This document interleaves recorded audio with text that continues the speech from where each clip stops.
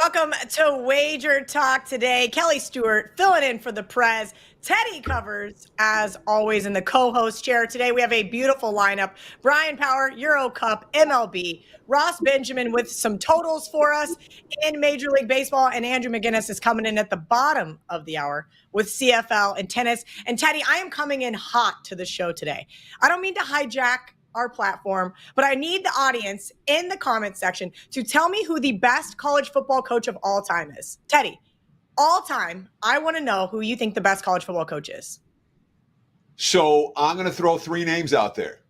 All right. Okay. You got Bear Bryant, you got Newt Rockne. Okay. Those are the two classic coaches for all time.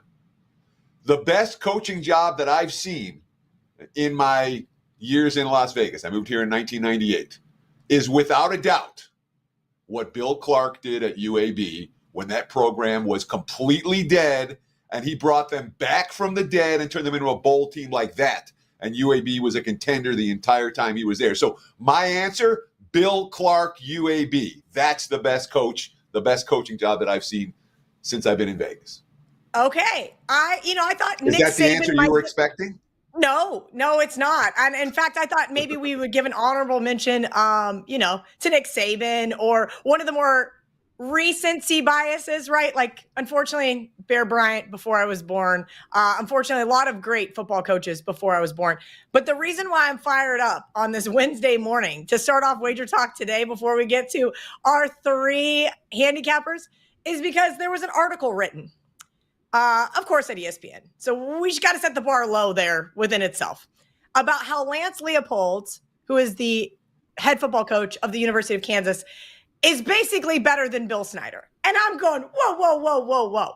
This is like the same. Now, albeit on a Kansas level, this is the same argument for LeBron and Michael Jordan. We cannot compare the two. Those are two different basketball eras. These were two different football eras.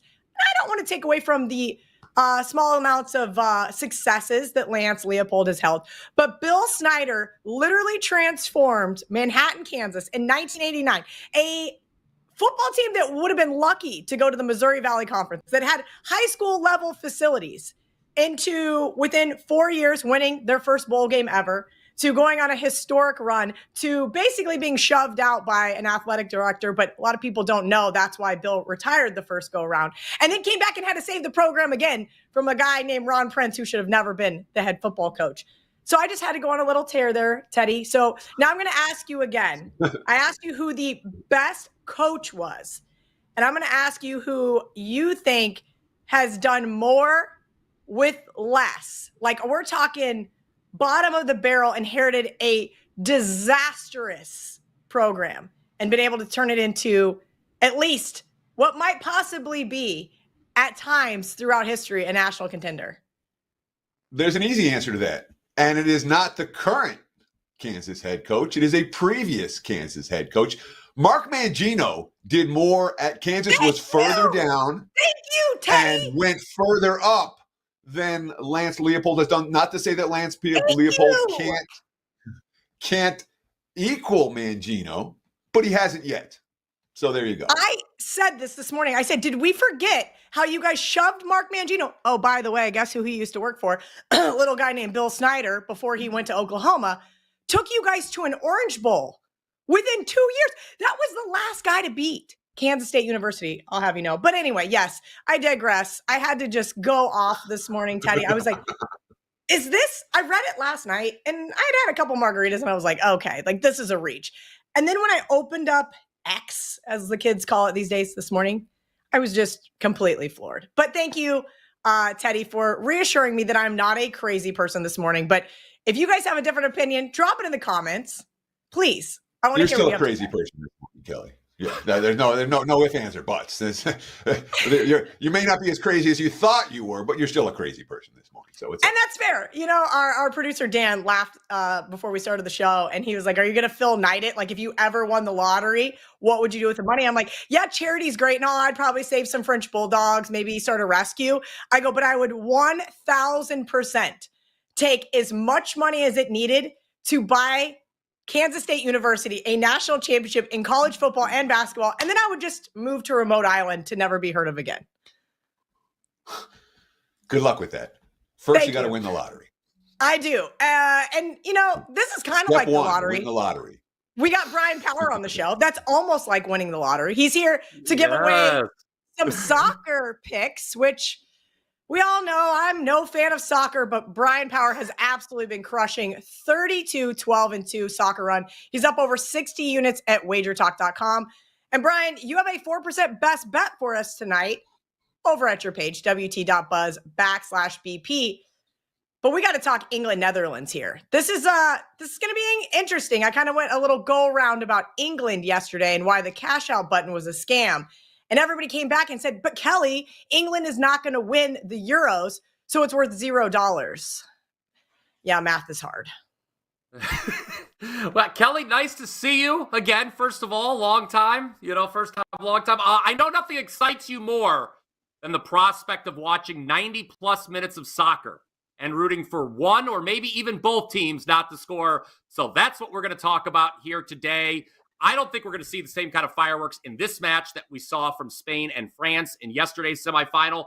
Coming into the Euro Cup, guys, I felt England probably was the best defensive team in the world.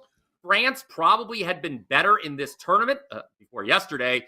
But the bottom line is England's conceded just 3 goals in 5 matches, never more than 1 in any individual match. Close to half the shots they're allowing have come outside the box. Average shot distance, 19.7 yards. So not giving up a ton of quality chances there. And I get they're facing a Netherlands side that scored at least twice in 4 of its 5 matches. But in those 4 wins, competition's been fairly weak. I should say those 4 matches where they've scored 2 goals. They actually lost one of them. The Dutch faced Romania and Turkey here in the knockout stage. I did bet the over 2.5 against Turkey, 4% winner there. But Turkey, as I noted in my write-up, been pretty bad offensively all tournament long. That's why they're sitting home now. And I think it's notable, guys, the one time we've seen the Netherlands really step up in class in this tournament was against France. And what happened in that match? 0-0 draw. For what it's worth, the XG numbers have not been great for Netherlands outside of that first match against Poland, who isn't very good. And as good as England is defensively, obviously the big question mark has come with the attack. Very conservative tactics, just 5 goals in 5 matches, never more than 1 scored in normal time in any of them, just 3.8 XG, did not score again until stoppage time against Slovakia. That lone goal against Switzerland came late as well.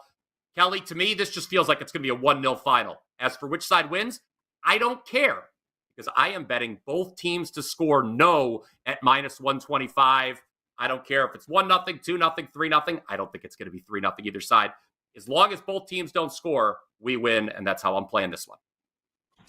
So I'm interested to know, because this is not a prop that I see widely. First of all, is this widely available? Is this something you find all the time, or do you have to look for this? And secondly, when you expect a low-scoring game, we naturally think unders. Here you're saying at least one of these 2 teams is going to get shut out. What's your thought process between the under and at least one team getting nil in this? And how'd you make the choice to pick the one team getting nil as opposed to the under for the match? Yeah, okay. First off, this is a widely available prop. We've been bet these a couple times here in the tournament. It's pretty popular, even not just here in the Euro Cup, not just in Copa America, but throughout the domestic season as well.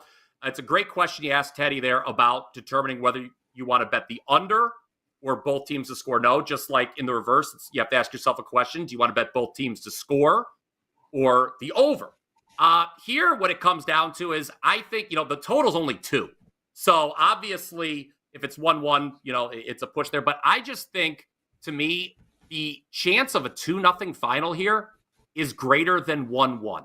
So that's why I wanted to bet both teams to score no. When the first goal goes in, that other team's going to be desperate to equalize. They're going to leave themselves vulnerable to the back end. Will the other team score a second one? I don't know. But like I said, I just think 1-0 is the most likely final. We can still cash, like I said, if it's 2-0, whereas the under obviously would be a push. So that's how I landed on both teams to score no for this one. I also think there's a chance maybe neither team scores. So you can always sprinkle a little pizza money on the 0-0 draw if you're feeling real frisky about it here on Wednesday afternoon. Yeah, I'm feeling pretty frisky this afternoon. Shocking. Bryan Power, I have an actual follow-up question. Did you see the ticket that was floating around that the guy has The other two legs in, I think it pays almost $1 million, like 938,000 or something. He has the obviously up on prop swap. And what I said was the cash out button is a scam because it always is. They're never going to offer you true odds. But if you had England to win the Euro Cup, what would you do? Would you let it ride?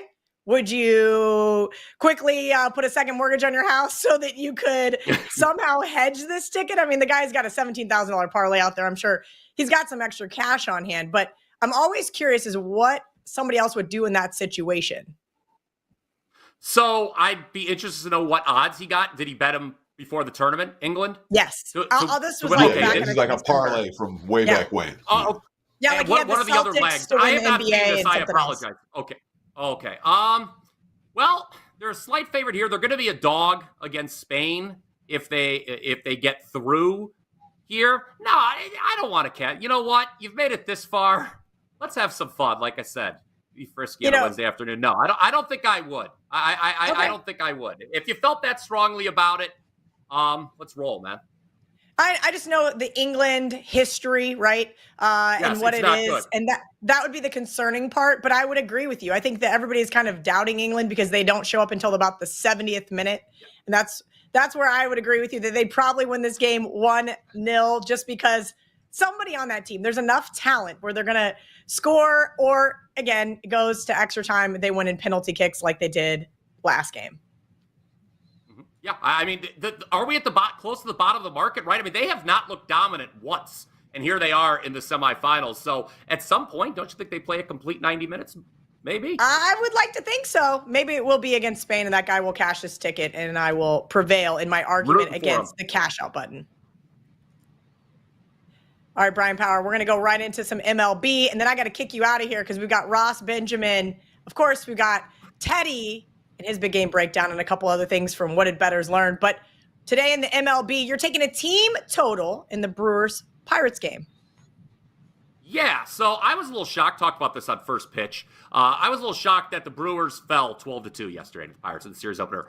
Colin Ray was due for regression. We all know that. But the situation going into yesterday's series opener, guys, was pretty favorable, I thought, to Milwaukee. They had Monday off. Pittsburgh, no days off between series. Because remember, their series with the Mets, it was a wraparound deal that ended on Monday. It was a 2-2 game heading into the sixth. That's when Ray imploded. He allowed 5 straight singles. There was a grand slam off Wilson, who came on in relief, and that was all she wrote. I think it's pretty likely, Teddy, that the Brew Crew are bouncing back tonight, but my one question mark is starter Tobias Harris. He allowed 4 runs his last time out. Yes, that was in Colorado, but 4.97 ERA at home, 10 home runs allowed in 64 innings pitched this season. A little shaky. So let's cut down on the juice a little bit and focus solely on the Brewers offense. I like their team total over here. This Milwaukee team at home, guys, top 5 this season in runs per game, 5.07. They had a rough night at the plate last night, obviously, with just the 2 runs scored, 2 for 14 with runners in scoring position. But they're facing Martin Perez tonight. Martin Perez is not good. The last time they faced Perez, 9 runs and 11 hits in just 5 innings. Would love to see something close to that here. They had 5 homers in that game, oh, by the way, as well, which was right here at American Family Field. And for what it's worth, 4 career appearances for Perez against the Brew Crew, 8.31 ERA. I realize some of those games were a while ago, but you look at Perez this season, poor year, on the road, 5.97 ERA, 1.67 whip. The Pirates' bullpen has not impressed me lately either. Bednar, the closer, he's been unavailable. 4.43 ERA for these relievers. 6th worst in all of baseball. So I expect the Brewers, Kelly and Teddy, to hit their season average in runs at home and score at least 5 tonight in this one. So Martin Perez had his worst start of the year against the Brewers. Right here in Milwaukee back in May. You talked about he gave up 9 runs, 11 hits, 5 dingers in 5 innings of work. Last time out, I mean, he was brilliant. You know, he shut down St. Louis for 7 1/3. It's not like Perez can't pitch at all. And it's not like the Brewers have been pounding lefties. Do you worry at all? I mean, how do you react when a pitcher gets absolutely bombed in one start against a division opponent who we see regularly when that guy faces them the next time out? Is that a bet on? Because a lot of times I find that to be a bet on situation, not a bet against. With a lineup that you're familiar with, you got blown up last time. I'm not automatically going to fade that hurler next time out. So talk to me about Perez against a lineup that he got dinged up pretty good the last time you faced him. Yeah, points all well taken, Teddy. And if it was just that one start, for sure, maybe I wouldn't be rushing to the betting window to play this team total. But again, it's been multiple starts in his career that he's struggled against the Brewers. The Brewers, what they consistently do at home here, like I said, top 5 scoring team at home. Perez on the road, not good. And remember, he doesn't need to be nearly as bad as he was last time. We only need 5 runs. We don't need 9 runs. And you've also got that Pirates bullpen, which has been a big question mark over the course of the year. Like I said, 6th worst ERA in all of baseball. So I think 5 runs, again, it's a season average. I'm not asking you to split the atom. I'm not asking you to do something crazy. I'm just asking you to do what you've been able to do per game over the balance of the season. We're not more than halfway through. Oh, by the way. Brian Power has a 4% play tonight and the pitch. Brian, what else do you have for us up on WagerTalk.com? Yeah, I've also got 3 Major League Baseball plays. I just gave you one of them. It is Milwaukee. That is a client selection. Oh, by the way, that 4% soccer best bet, it is on tonight's game in the Copa America. I'll let you know that Uruguay and Colombia. We hit both 4% best bets in the quarterfinal round. Euro Cup, it was the over on Netherlands, Turkey, and Euro Cup, it was Panama, Colombia. Ooh, that was an easy one. 5-0 was the final there, so that was an easy over. 3 Major League Baseball plays. Head on over to my page, wt.buzz/BP. You can get everything right there. $29 for today. Kelly, I know you have a tremendous offer that you will tell the people about that applies not just me, but every handicapper here at Wager Talk, where they can get on board for a little bit longer. Yeah, KIV69. They did it to me again. They love giving me this coupon code. 7-day all access, just $69. You can use it on any handicapper at wagertalk.com. And guess what? No limit on the use. You can buy any handicapper and every handicapper you choose. It can be used multiple times with the same handicapper as well. I'm going to be done talking about myself because I hijacked the beginning of the show. Teddy, it is time for What Did Bettors Learn? Well, we talk about July as being this dead time for bettors. Oh, my God, it's just baseball. It's just baseball. Globally, it isn't. This isn't the dead time of the year around the globe. In fact, it's busy season right now. Wimbledon, Canadian football, WNBA, Euros, Copa, UFC, PGA Tour, Scottish Open. The European books are busy as shit right now. Our soccer content views are through the roof. European audience, Asian audience, Australian audience, crazy numbers. There's plenty for the sports enthusiast, plenty for the sports bettor. Why not me, though? Why not us? Why are we slogging baseball every day? The answer is that's what I know. That's what I grew up with. That's what I think I can beat, and that's what I understand. I'm at that stage of my career, and that's okay.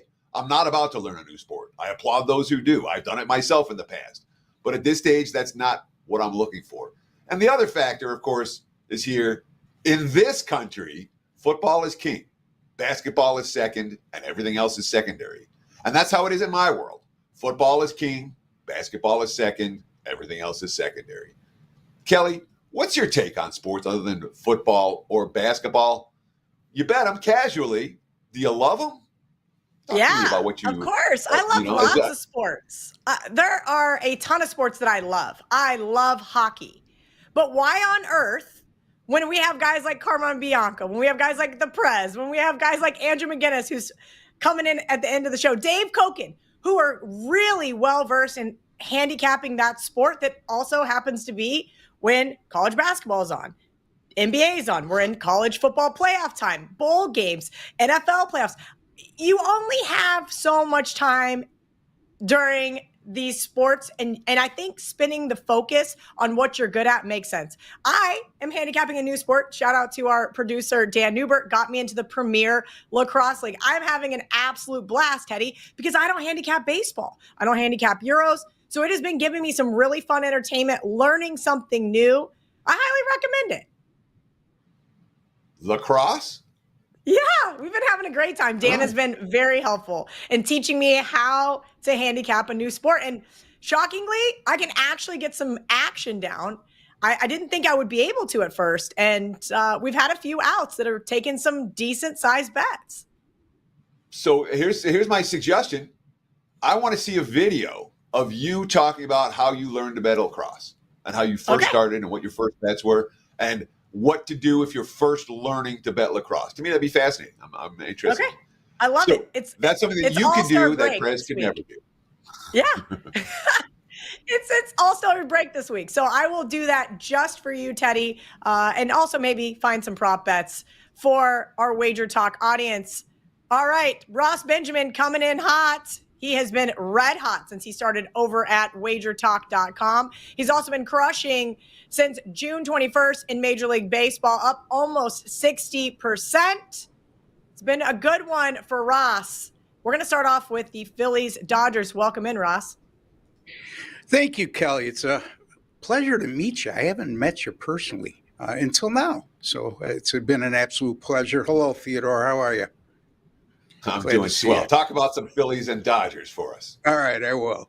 All right, so the Dodgers and the Phillies. The Phillies right now, $1.35 favorite, and I'm going to concentrate on the total in this game.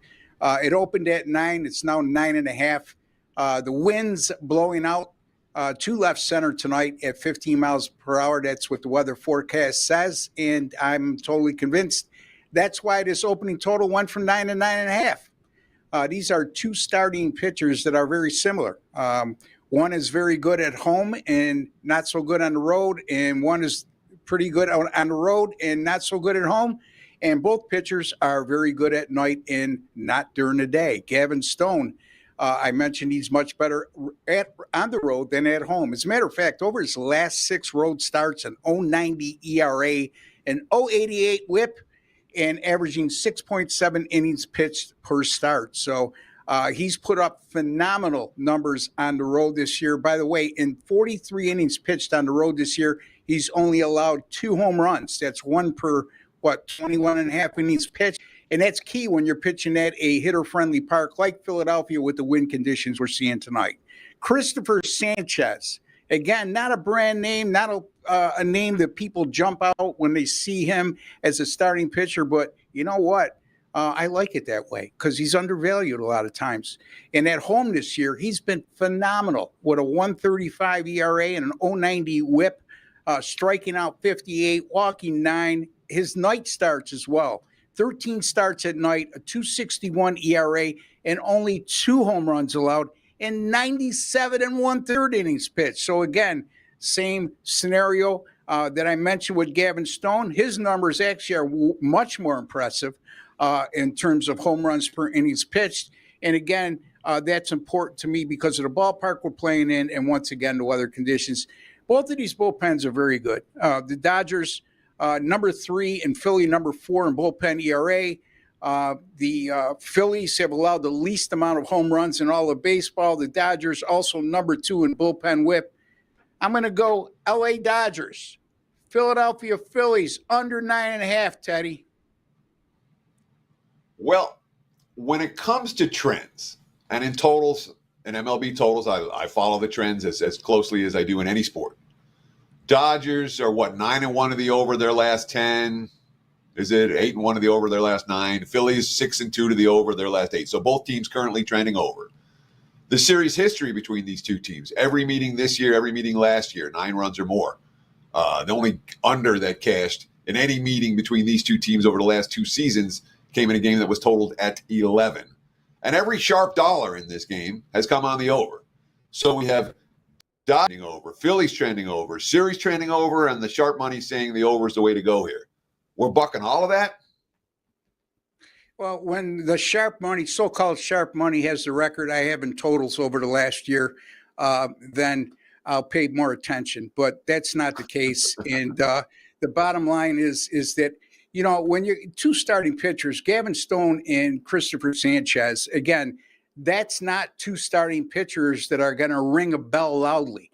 On top of that, all those trends, that's all fine and dandy, but the circumstances involved here with the 2 starting pitchers and the numbers I rattled off and 2 good bullpens, I put some emphasis on recent trends, team trends, especially in season, but there's too much for me to ignore with all the data involved for me to let that affect me. So I'm going to stick with my under 9.5 here, Teddy.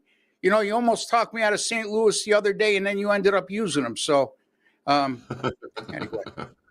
That's Teddy's job, Ross. He's supposed to play I the know. contrarian. It's good. Yeah, It's good for all of us. Yeah, Ross, I'm 53. contractually obligated.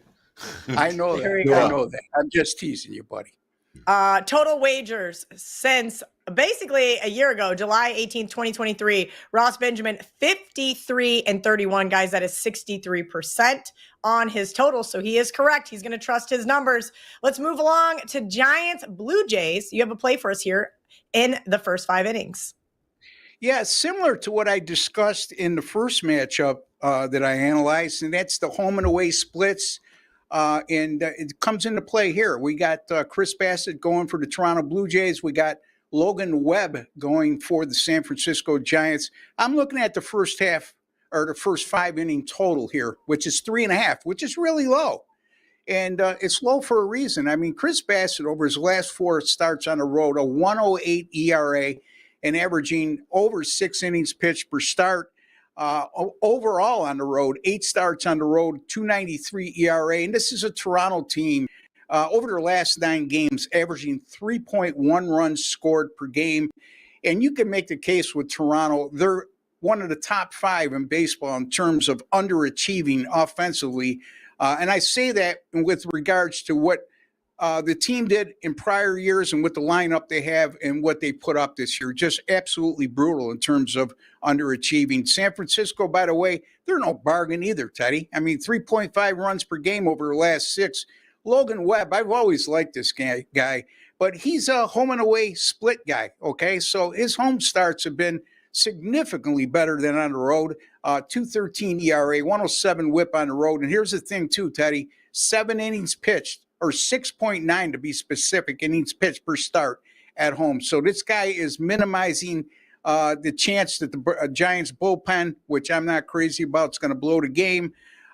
Toronto has played 19-6 to the under in their last 25 away during the first 5 inning action. So they've only gone over the total 6 times in their last 25 games against the first 5 inning total. And Toronto also, like I said, underachieving offensively and bullpen. Here's the thing with the bullpens.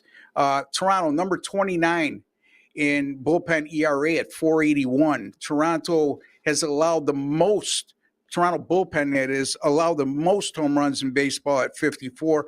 San Francisco, bottom tier, number 21 Major League Baseball bullpen ERA, and 5th worst in terms of allowing home runs out of their bullpen, 44. I'm going to leave the bullpens out of the equation, Kelly and Teddy, and I'm going to go Toronto, San Francisco, under that small total of 3.5 in the first 5 innings.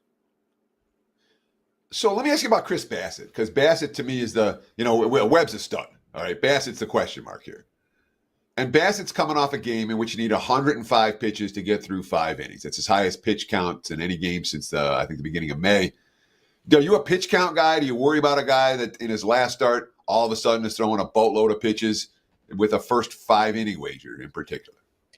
Yeah, again, he's been a big pitch count guy throughout his career. If you look at his career numbers, Teddy, I mean, he's averaging mid-90s in pitch count throughout his career. So sometimes that would concern me, especially if you have a guy that's averaging 6 innings or less per start, and all of a sudden he's over 100 pitches in a previous start. Again, I'm basing a lot of the stuff. I'm a home and away split guy. I'm a night and day split guy when it comes to starting pitchers. I pay attention to that a lot, and I'm just looking at he's unfazed on the road. I mean, for whatever reason, he struggles at home. But it's a good point, Teddy, and well taken, but I'm not going to let that affect me. I like the 1.08 ERA over his last 4 starts and averaging over 6 innings pitched per start. If you're averaging over 6 innings pitched per start, you're high in your pitch count too. So it's nothing he's not used to, Teddy. I hope I answered that question satisfactorily. Ross Benjamin coming in hot with some of those totals. Leave us with what you've got up at WagerTalk.com. I'm going to have a 5% top play tonight, Major League Baseball, folks. You need to pay attention because I'm 22-9 since February 4th of this year with all of my 5% top plays. and that's good for 71%. And by our grading system, I've made a profit of $6,000 with those selections. Also, Kelly just mentioned 21-15 since June 21st with my Major League Baseball picks. Again, folks aren't real impressed with those types of numbers, but come on, folks. Major League Baseball, it's a 162-game season. We're grinding, baby. And over that course of time, I'm up $1,436. And my weekday totals in all sports, for whatever reason, been a lot better during the weekdays than on the weekends with my totals in all sports. Back since last July, about 121-82. Good for 60% and up $10,447 during that course of time. That's why you should take a shot with me, Ross Benjamin. Spend a little money, will make you a lot of money. WT.buzz/RB is his short link to WagerTalk.com. Teddy, I asked you in Slack earlier if my eyes were deceiving me when you said we're going back to the well with the Oakland A's. I was at dinner with Grandma last night. We had a couple margaritas. We're having a good time. And I look up and I was like, oh, it was like 11-2. And I was like, boy, oh boy, was that ugly. What are we doing and why are we going back with Oakland? So let's talk about it with today's big game breakdown, the A's and the Red Sox. And I played the A's yesterday and it lost. It was 11-2 in the second inning. Estes got absolutely lit up. Then again, Oakland fought back in that game versus the Sox pen. Big dogs like that, they're only in theory supposed to win 1 out of every 3 times. I thought it was a better chance than that, just like I do today. So oftentimes, if you take a dog in the first game of a series and that dog loses, continue the cycle using much of the same rationale. Look, I mean, the A's are 25 games under 500. They're going nowhere. They have no fan base. They have no betting bandwagon ever. When they play decent ball, 500 level ball, they're moneymakers. Now they're 5-6 their last 11. But the lineup is hitting for Oakland. And when Oakland can hit, they can win games. They had won 4 or 5 to begin the month of July. This isn't a team that I'm afraid to back despite their bad long-term track record this season, especially against a guy like Nick Pivetta. Nick Pivetta has an opposite, a reverse home road dichotomy. He had it last year. He's a poor fit for Fenway. 7 road starts this year. He's 3-2 with a 2.97 ERA. 6 home starts for Pivetta, a 5.5 ERA, only 1 win. His last 2 home starts, he didn't record an out in the 5th inning. He hasn't been good, and he certainly hasn't been consistent. And Pivetta, not a starter I trust to lay this type of a spot with. The Red Sox, not going to say they're fat and happy, but they're fat and happy. They just beat the Yankees. They bombed Oakland yesterday. This is not a maximum intensity spot for the home team. It really isn't. It's not a focus spot. And let's not forget, as I mentioned yesterday, Red Sox, 3 games under 500 last year at home, 2 games under 500 this year at home, despite being 12 games over 500 on the highway. I think it's a live dog. We lost them yesterday. I'll give them another shot today. Give me the A's at the big plus price right now. Look at the WagerTalk live odds screen. You can find Oakland plus 170 if you shop around. Yeah, that's what I was getting ready to ask you, Teddy. How late do we wait to play Oakland? You mentioned they're not going to get any love from the betting public. Are they even getting any love from the Sharps today? No. So we just There's wait. No urgency. You think we could get plus no 175? So I wouldn't argue. So 170 is not widely available. It's there at a handful of books. I would not argue with locking in at plus 170 right now. Okay, perfect. I don't know you're going to find better. Before we bring in Andrew, coupon code KIV69 is going to get you an all-access week of Teddy covers. And, of course, Ross Benjamin. And, of course, Andrew McInnis and every other handicapper over at WagerTalk.com. KIV69, lock in a 7-day all-access pass. And if your handicapper decides to pass for a day, it will be extended. So, Teddy, please tell me what you have up over at WagerTalk.com and why people should use coupon code KIV69.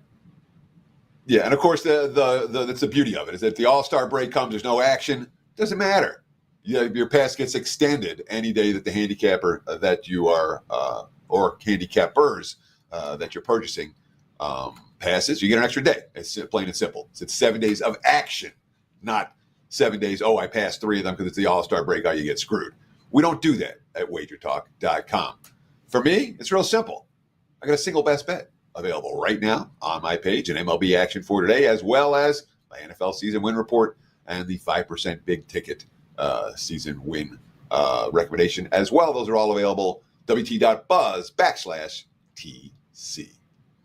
Yeah, Teddy's NFL season win report is something I've been using for my handicapping for several years. If you guys have not had an opportunity to check that out, go to his homepage, WT.buzz/TC. Let's bring in Andrew McInnis to take us home.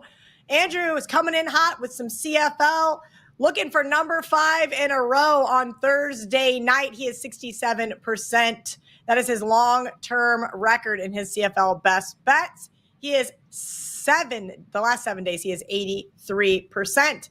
All right, Andrew, let's hear what you've got. The Ottawa Redblacks taking on the 0-4 Edmonton Elks. Yeah, guys, I'm sure this is the game that all of our viewers have been on the edge of their seat for just the whole entire show. They've just been waiting for this CFL game here. But look, talking about urgency, you asked Teddy about the Oakland A's. If it was an urgency. To me, this one is urgent. The number currently on the Elks, -4. I released it to my clients at -3. And guys, I believe that number will continue to grow even more after the injury report comes out today. Wednesday is usually the day the injury reports come out across the CFL. And I'll tell you what, guys, you know how a lot of times in the NFL, people look to bet on the team that has the quarterback injury because of the point spread value? Maybe not everybody, but sometimes I've heard that's a strategy. In the CFL, there is a massive, massive drop-off from QB1 to QB2. And Drew Brown, first-year starter for Ottawa, I believe, is in concussion protocol. And the second quarterback, Dustin Crum, I think is a huge step down. He's never been able to make it as a starter. He's bounced around a few different teams as the backup, but has not looked very good when he's come in as the number 1 guy. And guys, the funny thing is here, the Ottawa Redblacks are in a very similar situation as they were last week. They're facing a team that's winless. They faced the Winnipeg Blue Bombers. Winnipeg was winless going into last week, and they absolutely beat down the Redblacks. And now in this situation here, they're playing an Elks team, 0-4 straight up, guys, but 3-1 ATS. But now, not really trying to cover a point spread, plus they're trying to cover minus points here, -4. But I love this spot. -4 for them, coming off the bye. And this is a team that's actually had to play some really tough teams. The combined record for the teams that they've played so far this year, 15-3. The Elks have lost this year, guys, by a combined 17 points on the season. They've lost by 2 walk-off field goals. This is the best time to jump on the Edmonton Elks. Their offense has not been the problem. It's been their defense. But I do not think the Ottawa Redblacks give them any trouble as far as their defense is concerned. So I want to ask you this, all right? We're talking about laying more than a field goal with a winless team. So I know there was some support for like the Hamilton Tiger Cats last week. Oh, they're 0-4. They got to win one. And they got bombed again. And they've been close in defeat a couple of times. Isn't this that? Eddie, look, this, like you said, the same thing goes for Hamilton, and they can't even cover a point spread. I mean, it feels like the odds makers aren't catching up. But then at this point now, there's just too much disrespect handing out towards this Elks team. The Redblacks have faced the Bombers twice, who just got their first win last week, the Ticats, and the Alouettes. So they pretty much only faced one good team so far this season. And when they face that good team, they got 47 points. So if you're someone that cares at all about strength of schedule, then this is a matchup you should like. Again, the combined record of teams that have defeated the Elks, 15-3 on the year. And to me, later in the year, you get the bye week, the better. First few weeks, I didn't really care about teams coming off the bye, but now we are going into week 6. Elks off the bye week, 3-1 ATS. They're in games. They're not winning. If there's ever a spot to bet on the Elks, this is the spot, guys, against this Redblacks team. I'll take the -4. All right, another sport that Andrew thinks we don't care about, but we care about all sports that win us money. Hello, Andrew. I will definitely consider laying it with the Elks today because it reminds me of my lowly White Sox. The only time you play them is when they're a favorite, and then they usually do nice things for you. Otherwise, do not bet list. Wimbledon. And Kelly, I've heard so many people say, how could anybody lay points with the Edmonton Elks, right? You got to love that, right? All I'm seeing on social media with my fellow CFL betting peers is, well, you're not going to lay points with them. I mean, it's like, well, I am, I mean, there's a reason why the price is the way it is, right? You see that stuff all the time. I feel like across all football leagues. If it hurts your stomach to walk up to the window or even now open up your cell phone to bet it, it might be one of those gut-wrenching things to do, but I usually feel like that means it's the right side. Teddy may disagree with me, but usually Marco calls it when you put the paper bag over your head and you walk up to the window and you whisper your bet because you're so ashamed to bet it. This might be one of those scenarios. Let's follow up with some tennis here. Carlos Alcaraz, Daniil Medvedev, I'm going to screw this up. Medvedev. Yeah, great. Medvedev. I should probably practice that one, but that's the beauty of me. I always mispronounce people's names. Over 39.5 games here. Why do you like the over between these two at Wimbledon? So a big reason I like the over is that for the most part, the over in this, the way the games are set here, the over, this number, is pretty much for us to get a competitive match that reaches 4 sets. The favorite, as far as the outcome, as far as sets are concerned, is Carlos Alcaraz to win 3 straight sets. I don't think that happens. I think Medvedev's in good form right now. I think he forces at least 4 sets. I think he wins 1 set, survives, potentially pushes this one to 5. And I think his serve is so strong that his serve does not get broken many times. And so if we do get to the 4th, we do see at worst a 6-4 scoreline here. Something interesting here with Medvedev, he's very well rested, I would say, as far as the schedule he's had to get here throughout the tournament.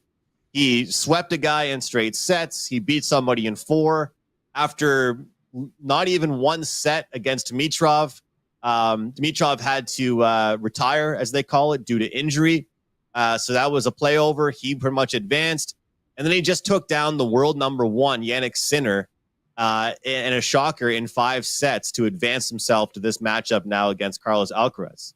Alcaraz is coming off a 5-setter against Francis Tiafoe. So one thing about Alcaraz, guys, he's one of those players where he extends rallies. He has an unbelievable forehand. He can run. His cardio is outstanding. He's such a strong player. He is going to be dominant for years and years and years to come. But just because he's dominant does not mean he's beating everybody in 3 sets. Here we are in the semifinals, 39.5. To me, we're going to see at least 4 competitive sets. And if we get there, we get the over here. It's pretty much like taking the underdog, but being a little bit safer, I would say. So we had Bryan Leonard on yesterday. He won his $2 Tuesday 5% best bet. We've had Brian Power on and Ross Benjamin on today, both of whom are in good current form. Both of them have big plays available. Andrew McInnis, what do you have for the clients today? And watch your clients get on board with your package at WagerTalk.com. Eddie, I'm going for winner number 5 in a row tomorrow night. Thursday night football in the CFL. It's been a really good run. Swept the board last weekend in the Canadian Football League. I had 3 plays, 3 right side winners. And I love tomorrow's matchup between the Argonauts and the Alouettes. But I also really do recommend that 3-day deal because right now I'm handicapping MLB, I'm handicapping UFC. We just gave you a tennis play. And of course, CFL is where all my focus is right now. And I'll say this every single time I'm on the show. If you want to get a special, if you want to get a 3-day, you want to get a week, you need to be able to get these plays sent right to your mobile device, right to your email. The lines change drastically every single hour, every couple hours in the CFL. So, guys, thanks for your time. Appreciate it. Let's cash some tickets. At McInnis Picks on all your social channels. Damn it, Teddy. I really wanted you to follow up with a Wimbledon question and you to butcher some last names, so I felt really a lot better about myself. Teddy Covers at Teddy_Covers. If you guys are not already following him on X, Kelly in Vegas, if you're not already following me, we appreciate you guys hanging out with us this beautiful afternoon on the East Coast, still morning on the West Coast. Jump in that comment section. Tell us what you like. Tell us what you don't like. At least give us a like. And we'll see you guys tomorrow morning. Medvedev. That's his name, Medvedev. Teddy.